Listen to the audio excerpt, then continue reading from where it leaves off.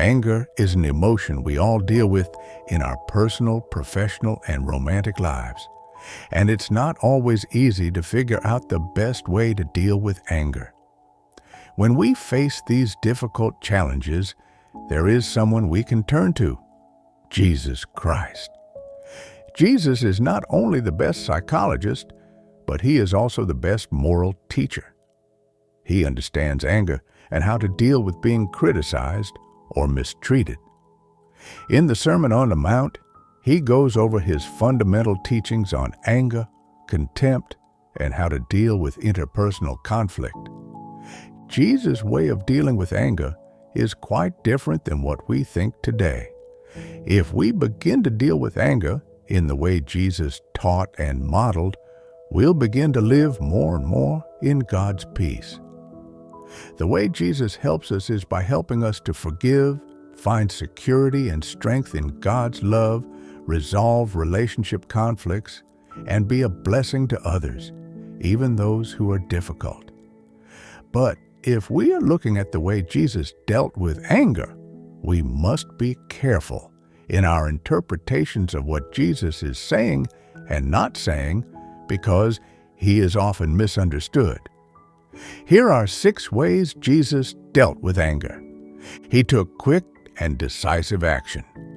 Those who bought in the temple, and he overturned the tables of the money changers and the seats of those who sold pigeons. Mark 11:15-18. Jesus' emotion was described as zeal for God's holiness and worship. Because these were at stake, Jesus took quick and decisive action. Another time Jesus showed anger was in the synagogue in Capernaum. When the Pharisees refused to answer Jesus' questions, he looked around at them in anger, deeply distressed at their stubborn hearts. Mark 3:5. He responded in a godly way. Righteous anger is the godly reaction to sin or injustice. God's wrath is his settled opposition against sin. In fact, most biblical references to anger refer to God's anger, not human anger. Jesus was angry without sinning when he encountered unbelief and hypocrisy. The Bible tells us that Jesus, after looking around them in anger, grieved by the hardness of their hearts, he said to the man, "Stretch out your hand." He stretched it out, and his hand was restored. Mark 3:5. If we become like him, we too will be angry and feel hatred toward sin, hypocrisy, and injustice. He turned it into a teachable moment. Jesus said, "Do not judge, or you too will be judged. First take the plank out of your eye, and then you will see clearly to remove the speck from your brother's eye." Matthew 7:1-5. When someone has a speck in their eye, it hurts. They need help getting it out. But you're not in a position to help when you have a log in your eye. Usually, when we're angry, we have a log in our eye that needs to be dealt with. Get help understanding and overcoming the issues in your life, like control, self-righteousness, and unforgiveness, that arouse anger. After this, you will be able to see clearly and act compassionately. He prayed and thought about it.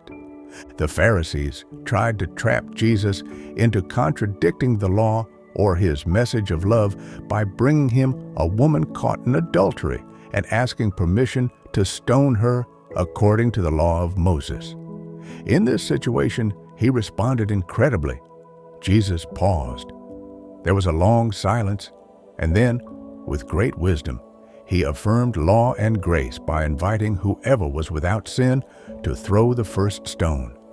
They all walked away, confronted by their sins, and Jesus released the woman. John 8:1-11.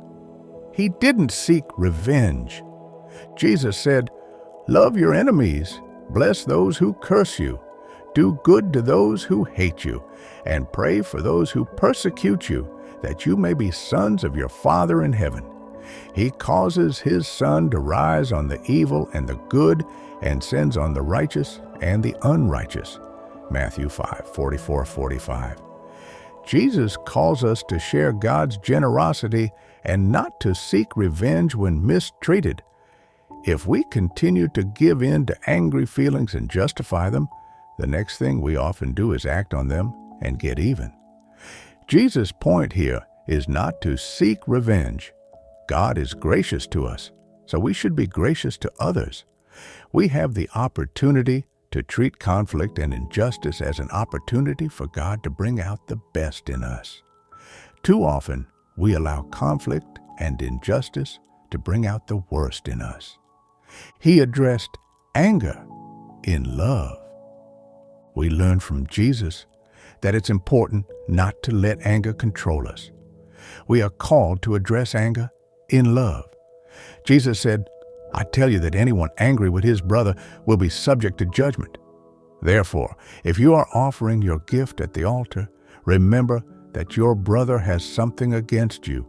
Leave your gift there in front of the altar. First, go and be reconciled to your brother, then come and offer your gift. Settle matters quickly with your adversary. Matthew 5:22-2. Here, Jesus is not saying that the emotion of anger is sinful. He is saying that anger is dangerous and that we should be careful. One great way to deal with anger is to be the first one to say, "I'm sorry," or to offer empathy and compassion. While this may not be fair, you should do it anyway because God does it for you. We have the power to forgive as the Lord forgave you. Colossians 3:13. When we get angry too often, we have improper control or an improper focus. We fall into certain anger traps. This is the wrath of man, of which we are told everyone should be quick to listen, slow to speak, and slow to become angry. For man's anger does not bring about the righteous life that God desires. James 1:19-20. Jesus did not exhibit man's anger, but the righteous indignation of God.